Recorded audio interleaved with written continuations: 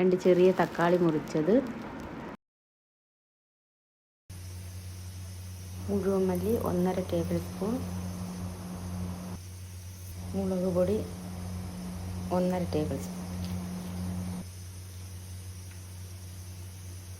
വെള്ളം ചേർത്ത് നന്നായി പേസ്റ്റ് രൂപത്തിൽ അരച്ചെടുക്കുക.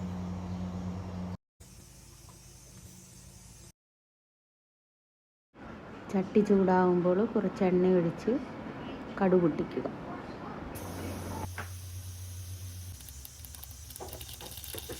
ഇതിലേക്ക് 3 ചെറിയ സവാള ചെറുതായി അരിഞ്ഞത് ഇട്ട് അടച്ചു വെച്ച് വേവിക്കുക.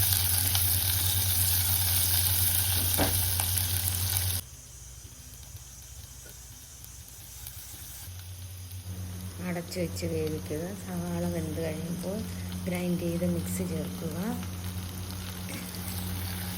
എന്നിട്ട് നന്നായി വേവിക്കുക.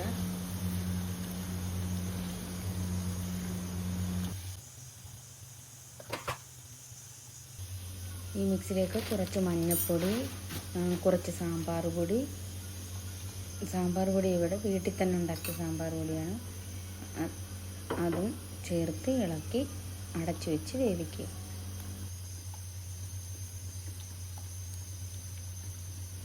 ഉപ്പിടാൻ മറന്നു പോകരുത്.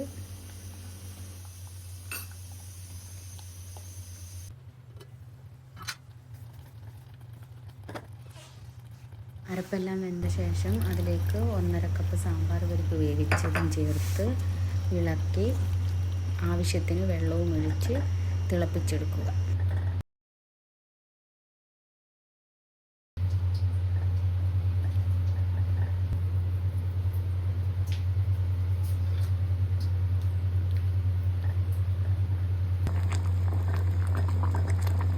അങ്ങനെ നമ്മുടെ സാമ്പാർ റെഡിയായി.